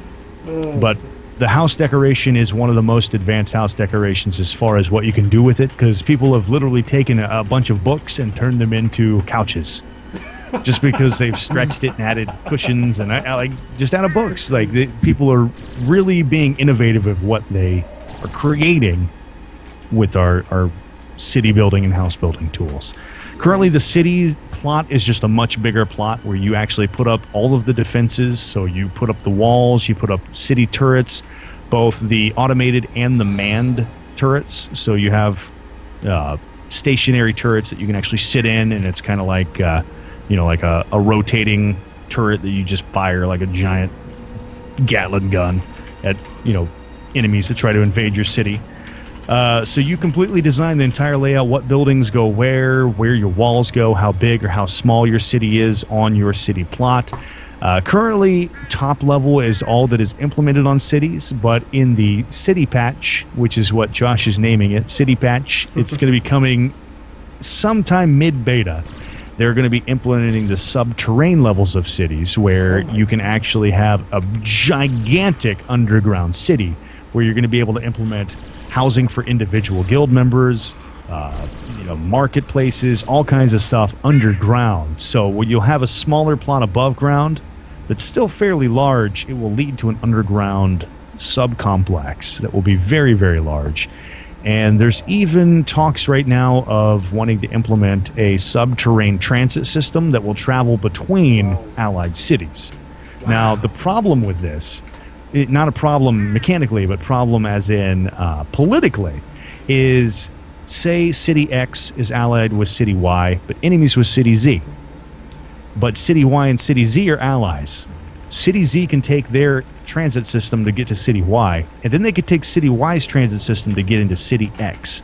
So if they want to raid your city, they can essentially backdoor into your city through the transit system and circumvent your plasma shields and your defense systems that are guarding your perimeter walls. So you really have to be very, very aware of who you choose to ally with and make sure that the friend of your friend is not your enemy.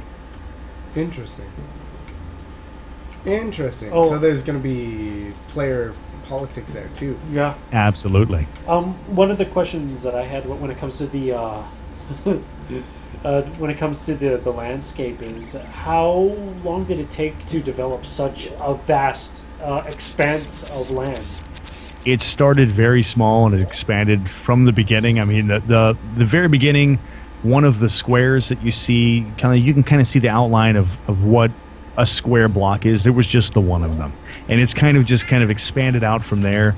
And the beauty of the Hero Engine system is, as soon as we want to expand the land a little bit more, say we have so many players that we need more places for housing, we need more PvP areas, we need to develop a harder PvP zone, all it has to do is add a few more zones on the outskirts, take down a mountain, and the land is expanded. This is one small thing that I want to point out, which blew my mind the first time I did it. I can talk to this man, this NPC, say where is, and I can type in a specific name of a person or a place, and it'll tell me where it is. But I've never seen it where it's you don't just click an option and they'll mark it on your map kind of thing. You can type it in. So cool. That is pretty crazy. Yeah, it's so cool. It's a very rich option, but at the same time, you have to know what it is you're looking for. So you have to pay attention to quest text or, who or what it is you need. Otherwise, you just can't find out. And one thing I love to say is there's really no easy mode in the Repopulation. So the people that want an easy mode game aren't going to find it here. Crazy.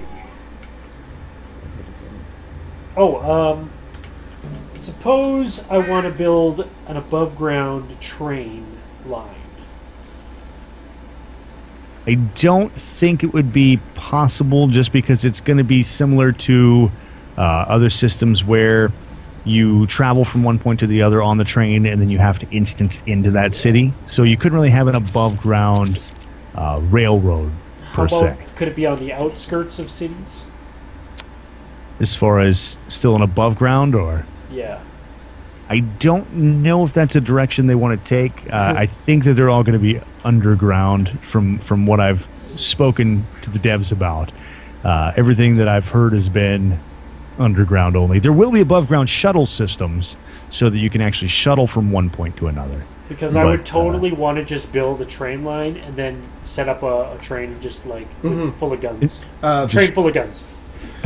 Like gunship, just a gun train on a rail, just go around just mowing stuff down. No, it'll be for transport of goods and for people and goods. Okay, so but it would also be a caravan.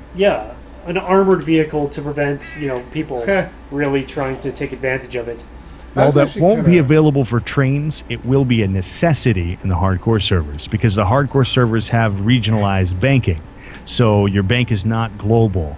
So when you want to move product from one point to another, you're going to have to enlist the help of, a mercenary group that can be your hired guns and have, the vehicles with guns mounted on the back, or mechs that they stomp around in to protect your goods from getting from point A to point B. It isn't even the fact that you're a voice actor. It's just every word you say makes me happy. This has been one of the best interviews ever because of that.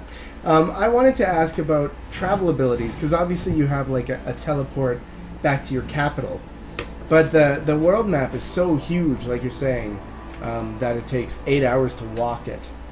So are you going to be able to set positions that you can teleport to along the way? Or is it going to be like your player housing or your player city, etc., etc.? We're going to be implementing player housing teleports, as well as your capital city teleports, a shuttle system where players can actually put down shuttles so they can teleport between certain areas on the map. The other form of quick travel is if you were to die out in the wilderness, instead of having to start back at your player city, any sub-complex that you visit, you can actually clone at that facility. So as you explore in the wilderness and explore in the world, if you're out in the middle of nowhere and you've discovered a nearby area, you can clone there and just start back there. There will also be the option of, if you place a mobile camp out in the wilderness, you can spawn at that camp. So you'll kind of be able to mark a territory that you wanted to return to, and for the duration of that camp's placement, which I think is an hour right now, you'd be able to teleport back to that camp. Truxrell asks, can you rob banks? Can you rob the banks? You cannot rob the banks, but you can rob NPCs. So you'll be able to rob the banker, but not the banks themselves. So you can't take other players' loot just by holding up the bank. But you can, in fact, rob the NPCs in the game with the thievery ability right now. On the hardcore servers, the thievery ability will be usable against players. So you don't want to go AFK somewhere in the city where you might come back to an empty inventory. Wow. Interesting.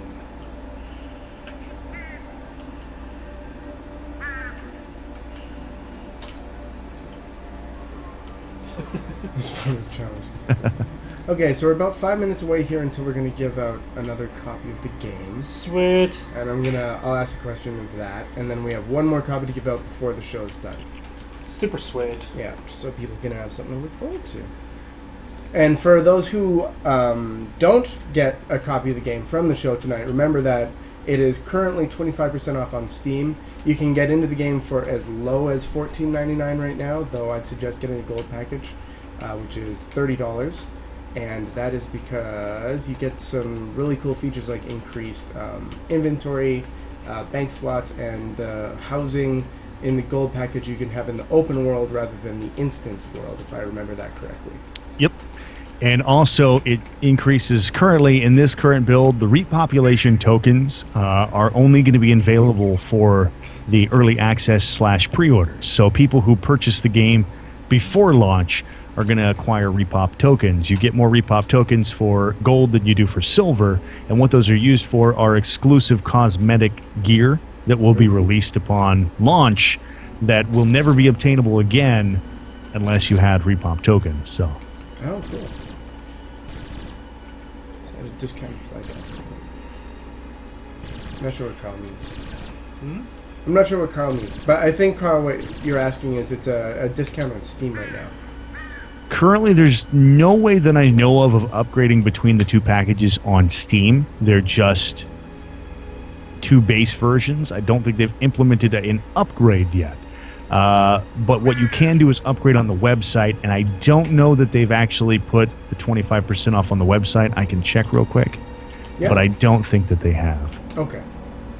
One of the things that I've been doing throughout the game, too, let me just do it, is when a corpse goes down, you have the option of just looting it or enhancing the corpse.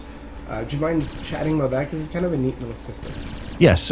So looting the corpse, you basically just do that. You right-click the corpse and you get some player loot. Sometimes they don't have it. The telltale that there is loot is like a shimmering green mist over the body. And then you get the loot out, and then you right-click on the corpse, and you can either harvest their harvestables right away, or you can enhance the corpse. This applies to everything in the game, from humanoids, plants, rocks, trees, everything you can harvest everything, and everything is enhanceable. So what that is you can take the resources for what they are, and you'll get a little bit more resources, or you can spend time upgrading them based upon your skill level at increasing the quality of your resources and the durability level of the corpse or resource that you're gathering will determine how much you can increase the quality, foregoing some of the quantity of said resource. So if your goal is to make higher level items, you'll want to level up your enhancing of resources and gather better quality stuff. So cool. So complex. Yeah. I like that though. It's hard to find a game that caters to the people that love to delve into it. I've tried a lot of the newer MMOs where I wish there was more depth, and everything feels way too surface because it's streamlined for, I don't want to say for the masses, but it's just streamlined and not all that much fun. They're also trying to get it out at a certain time frame. Mm-hmm. Like most of these guys are going, time is money. We need to get this as a sort of not really finished product that people can play, and then maybe do DLC as time goes by. Yeah. Yeah, a lot of MMOs are very much crunch time, and because of that, they make a lot of promises in early development that they don't deliver on the final product, and that rubs a lot of people the wrong way. And a lot of people that I direct to the Repopulation website that I interact with, they'll see me wearing a Repopulation shirt, or they'll hear me talking about it, and they'll go and look at the website, and they'll look at the feature list, and they'll say, well, it looks good on paper, but, you know, a lot of times you get all these promises of features, and they don't get delivered. Well, about 95% of everything that's listed as potential features of the Repopulation on the website are already implemented. It's just polish and bug fixing that we're really working on, and then implementing that other 5%. So the cities, sieges, housing, vehicles, mounts, taming, genetic engineering, that's all already there. All of it is in the game. You just have to discover how to do it. So what was the most difficult thing to implement in this game? Through coding or just whatever was the just hardest thing is probably sieging right now, is because we want to get the siege system just right, and it's a 3-day siege. So basically the first phase of the siege system is the attack phase, where the attackers of the city plant down their siege camp. They have to defend their siege camp from the owners of the city.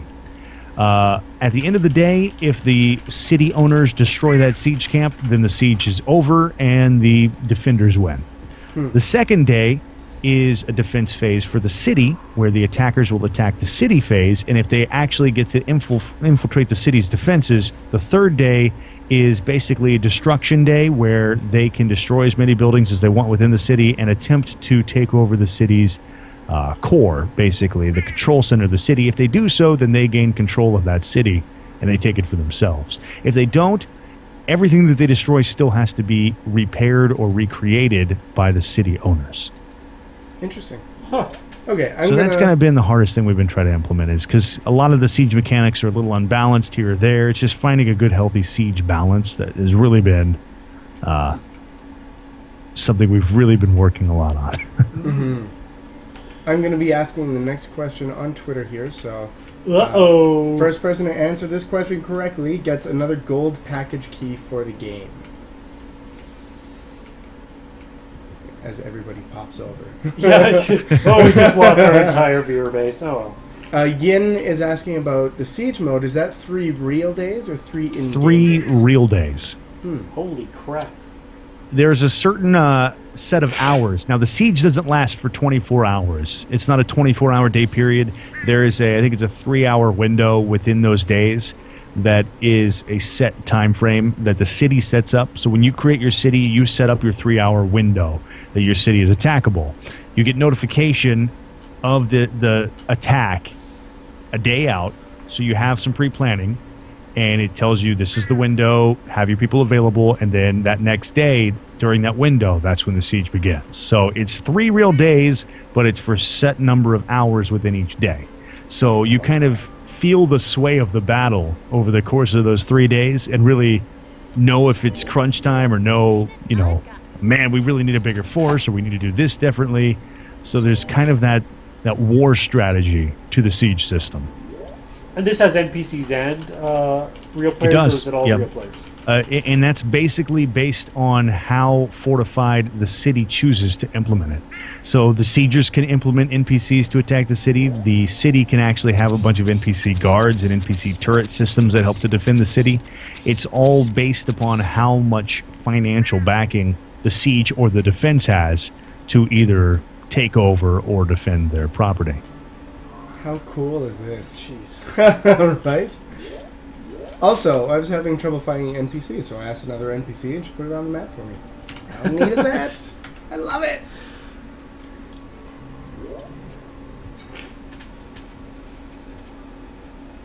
Okay, let me just check Twitter. See if anybody's responded yet. Nope. Nothing. You Okay. made it so hard, man. I know. You gotta pay People have attention. to, Much like the work for it. repopulation, I am not holding back here. There you go. You need to pay attention to the show if you want to play the repopulation. It's all about the game and how you play it. That's correct. Don't hate the player.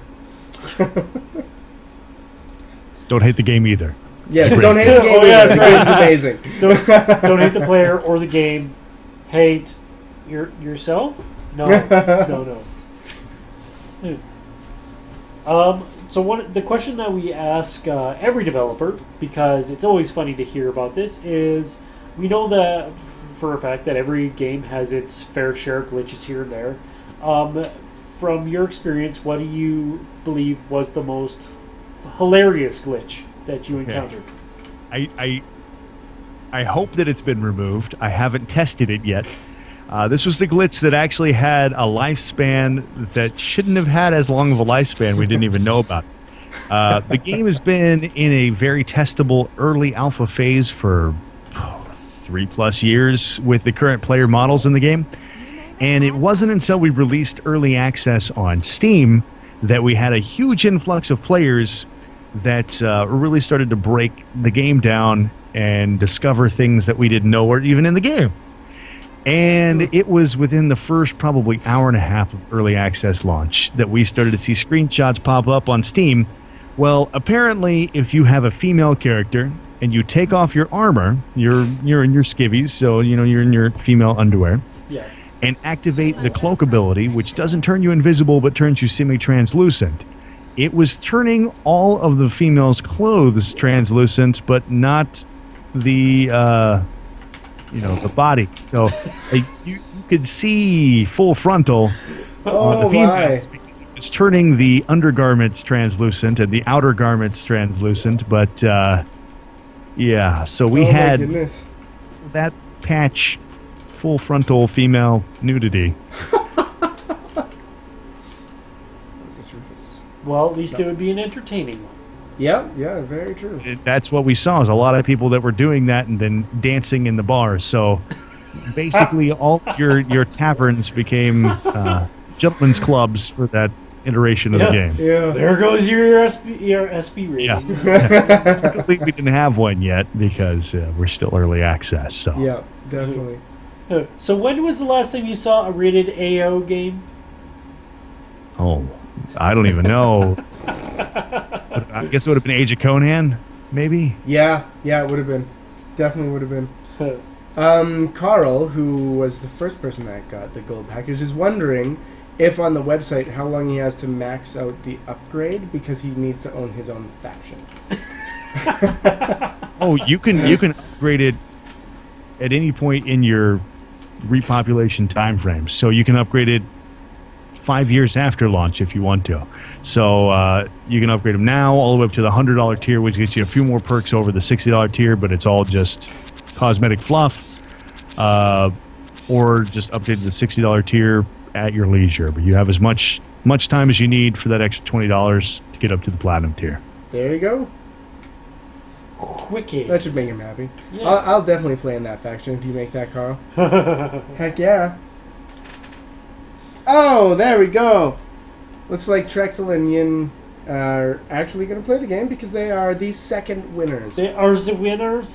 Yes. Would you mind that is lovely. sending them one of the keys? I will. And congratulations, guys. I'll be expecting to play with you as well. And we still need to get them back on the show, which I say every show, because I want to see more of Demon's Revenge. That we've been trying to get into voice acting for. Now, is that 2 individuals that won 1 key? Yes. How does that work? They are husband and wife. Oh. I'm sure Okay. they would love to play the game together. So Well, I will actually go and retrieve another key if you want to send them both of those remaining I keys. totally will. that's So very they can kind of both you. play. And Yeah. I will grab you another key. Oh, thank you very much, Mike. Double winner. What? Oops. Selection. I know they're going to enjoy that. Yeah. They've been so excited about this game. Yin was saying early on that she's not sure if she wants to play this or EverQuest next, and I think that probably just tipped the balance. There, I mean, you could wait for EverQuest next, but there's no telling how long it's going to be, especially with SOE dropping, Yeah. or Sony dropping SOE and it becoming Daybreak. They're really focusing on H1Z1 right now. And while there's been developments in EverQuest Landmark, EverQuest Next is all but dropped off the map. I mean, a lot of the people that were working on it are gone. The lead of the EverQuest franchise got fired Sure from did. Daybreak. I'm excited for EverQuest Next too, because it's got a lot of crazy, awesome concepts. As a gamer, absolutely wets my whistle, but I'm not going to hold my breath because who knows Yeah. when it's going to come. Blah, blah. It's funny that you say it has a lot of crazy, awesome concepts, because that's actually what initially drew me to this game too. Is Yeah, that you guys are really not going along with the mainstream, and I quite appreciate that. Yeah, we both kind of have our own unique wrinkles and concepts in very different ways, and I love uniqueness in MMOs. So Go. Nothing. I was going to ask a question, but I totally forgot. I apologize. It's one of those. It's one of those days. So I like that somebody else was asking about character customization, which we chatted a little bit in the first hour, but we haven't really touched on it in respect to when you first make your character. We were saying about how it's extremely customizable, but with crafting and armor, and later on in the game, you were saying you can put dye packs. Can you also like choose which appearance the armor is going to be when you craft it, or is that already set? the appearance is set when you craft that type of armor, but like I said earlier, armor is a shell. So the armor you're actually running around wearing right now, you can wear in the end game. And I don't know if you looked at the dye wheel, but you actually have the ability to dye your armor at character creation. I spent 3 hours making my first character. I'm not gonna lie. You can use that armor, and it will be viable armor all the way up until the end game, if you choose. Or you can get more of the cosmetic style armors that NPCs or that players can craft or that NPCs drop. It's all just kind of how you choose to look, because what's going to dictate how good or bad your armor is the fittings that you, or the sockets that you put fittings into, that give it its statistics. So. I actually was kind of wondering, when I was playing around with my character creation, I was trying to go for the shortest, fattest guy, but it seems that with those initial choices, if you slide one bar up, another one goes they down. all move. Yeah. They all move. Is there a way to toggle that so it doesn't do that? There's no way to lock it to where they're independent yet, but it's something that we might be implementing in the future just to add more variance to the body types. The problem with our current sliders is because they changed the characters so much. If you did each of them individually, it actually causes on some of them a breaking point of the models where it stretches them to a point where it'll actually crash the game. Oh, wow. So we had to kind of limit it a little bit, and we're working on trying to get it a little more balanced. And it's probably going to take a patch from Hero Engine side of things, which they're actually implementing a patch that's going to allow us to import the HD textures back into the game. Right now you're seeing the low resolution textures because the optimization of memory right now The RAM is being used instead of your video RAM. So your system RAM is being used instead of video RAM to render textures. And that's what's causing those slight hiccups as you transition through the different seams in the zones. Yeah. With the next big Hero Engine patch, they're actually fixing that and allocating the RAM back to video RAM instead of system RAM, which will allow us to bring the HD textures back in the game, which is going to completely upgrade the aesthetic feel of the entire game. So I really need to upgrade my video card now. Damn it. You really won't have to upgrade it that much. No, not at all. I was actually wondering about the optimization because I noticed I was having some frame issues when I was playing it before, which is strange for my computer. Yeah, right now, your video card's not being taxed that much at all. Like, I've got a pretty beefy video card, but really it's system memory that's causing the biggest texture baking issue in the game. Okay. I got a very odd question for you. Because we have developers in this, in our chat, what's your going rate for voice acting? Oh. It all depends upon the project. I have worked pro bono before for very, very underfunded indie games. I've worked for some indie companies on a pay when resources are acquired basis, meaning I do the voice acting, and once they make money, they will pay me X dollars, whatever the agreed amount is. And then I have big companies that I've done commercial voice work for where they publish a script and I audition for it, and if I get it, they have the flat rate that they charge. But I love helping indie companies out. I've worked with several different indie companies as a voice actor. Some I've done absolutely free. Some it's been as low as $100. It really depends on the project and what it is that they need. It was very noble of you, which is very awesome. Yeah. We had another question in chat. One that I was curious to is mod support for the game. So in a lot of MMOs, like you'll have moddable UI, or in some the developers actually make the mods themselves and that kind of thing. So what's the plan there? We don't have any plans to implement Lua modding, so you can't actually implement massive modifications of the game. What we do plan on having is modifiable UIs. That was a stretch goal that was actually obtained. Currently, you can stretch and skew the UI to varying levels, but we plan on implementing a way of actually modifying the UI in such a fashion where you can actually import other color schemes, images, overlays to change the design of your UI. It's not implemented in the game yet, but it is on the plate of things to implement in the very near future. So I can have a T-shirt that has George Costanza's face on it eventually? What? I guess you could. It would be obviously client-side, but it is doable. Okay, good. Sorry, I like to ask really stupid questions sometimes that I don't expect to be answered. Just keeps you on your feet. Oh, yeah.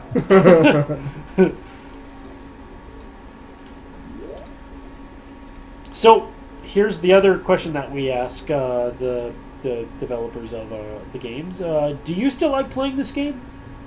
I love playing the game. I love playing the game, and I love sharing my knowledge of the game with other people.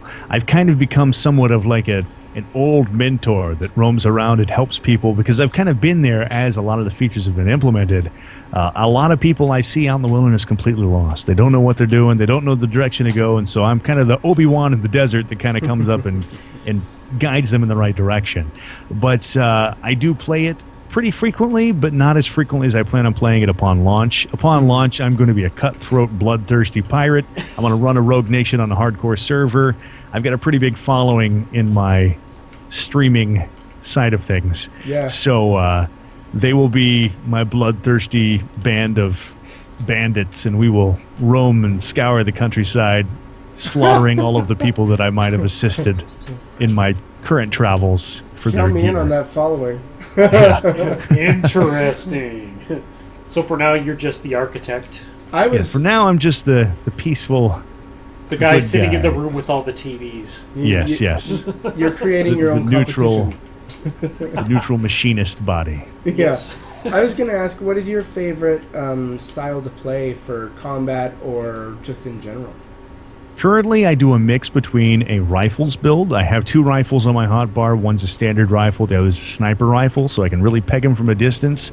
And usually, after about 2 to 3 shots, if they head towards me, I have time to swap to a regular rifle, get several more good shots in, and then if they really come up on me, that's when I switch to my axe fighting, which is a very, very good melee combat stance. And they recently added a lot of flair to the melee system. Instead of its current single target that it used to be, they changed it over to a conal attack. So now you actually do a sweep attack of everything in front of you when you swing your axe. Oh.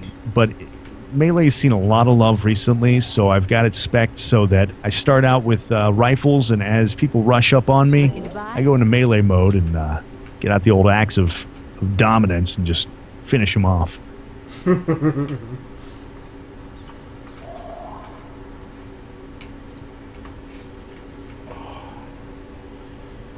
The silent moment where we're just admiring the game. Yeah, of course. Well, I will say that this has been amazing. I've been looking forward to this for weeks now.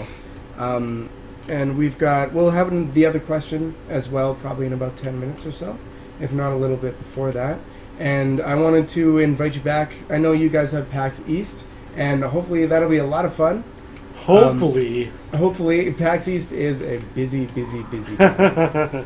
But, you know, like whenever there's big updates or anything else you guys want to show off, we'll definitely keep in touch because I'd love to have you back on the show. Absolutely, absolutely. Every patch, the patch notes do get published fairly early on, and we'll see if we can't maybe get you guys on the QA staging server so you guys have access to the patches before they release, so you guys would have the ability to feature some content that even the current players in the early access don't have access to. Ooh. I would like to feature the cool kids. Yeah, we're always up for having world exclusives. Yeah, we're getting that more and more, aren't we? We've had 1 or 2. We're not bragging or anything. It's just how it is. But yeah, again, for anybody that'd like to join me in playing my new MMO, I'm quitting everything else today. You're gonna save so much money now. I am gonna. Thank you so much. But you can pick it up on Steam. Again, it's on sale right now for 25% off. You can also go to the website, depending on which pack you wanna check it out. Starts as low as $14.99 right now. Though without a sale, it's still as low as $20. Oh, I'm sorry. In Canada, it's $16.49. Oh, you jerk. The silver and gold package are on sale on the website right now for $15 and $30. Oh, there you go. The Platinum and Platinum Plus are still $60 and $100 though. Okay. I'm gonna put that in chat right now for the Steam store. Mm-hmm. And I am gonna take a minute to write up a new question. Uh-oh, another question for another free game that we're giving away for free. Gotta love it. So much freeness. So whereabouts are you? The company itself is all over the place. We actually don't have a headquarters. We're just a bunch of people from all over the country.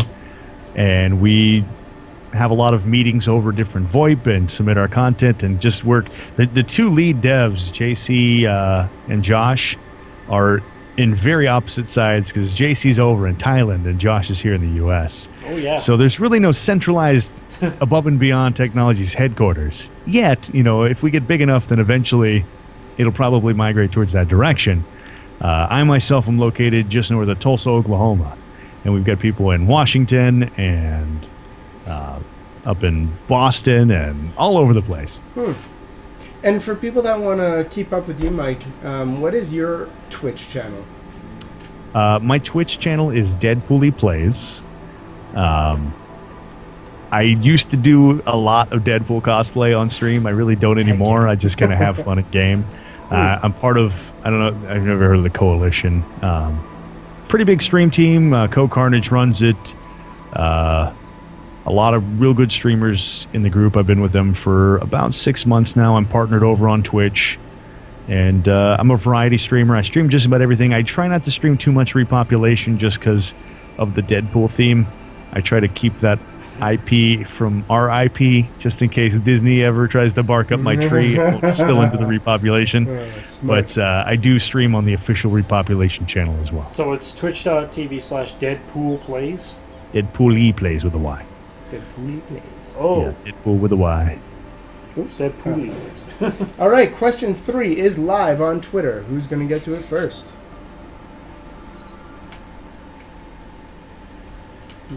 Oh, look, I just got banned from Hitbox for putting that link in. Did you actually? No. Okay. It doesn't actually... I actually used to stream a lot on Hitbox as well. I had a pretty big following over here. I got banned from Twitch because I didn't know that I was breaking a TOS rule at the time. And I got banned from Twitch, and I started streaming on Hitbox, and I got unbanned over there and got partners. So I was like, well, I guess I'll go back to Twitch. But, Yeah, that's a good way to go You're back. not the first person that I've heard that from. Mm-hmm. Whatever is most lucrative and most entertaining. Yeah, Yeah. it just seems I reach a bigger audience over there through the connections I've made. Mm-hmm. Yeah, definitely. And that's...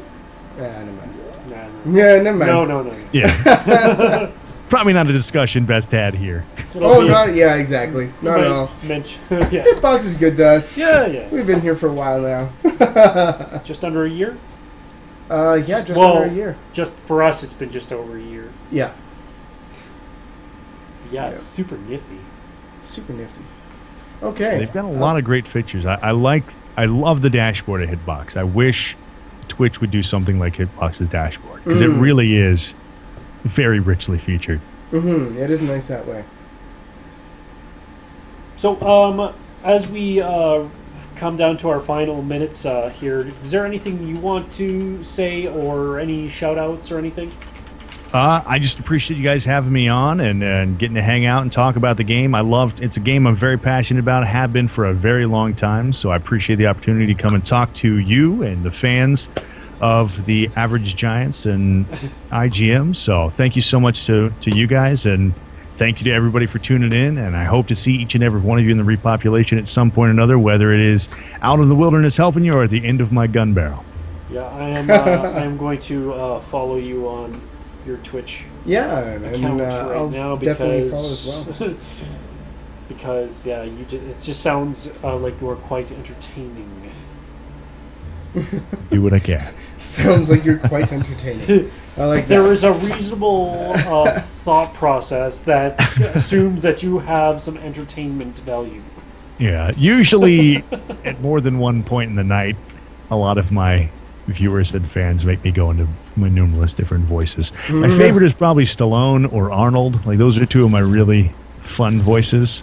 Stallone, I just like explaining things. So you are a master at impressions as well. So Yeah. I got some pretty good impressions. Yeah. Well, we have 5 minutes left, so it would be a crime if we didn't ask for at least one voice. I'll give you. Let's see. What's something that you would like Stallone to describe or teach you how to do? I don't know. A Stallone tutorial. Could be anything. How to make toast. Okay. All right. So Stallone teaching you how to make toast.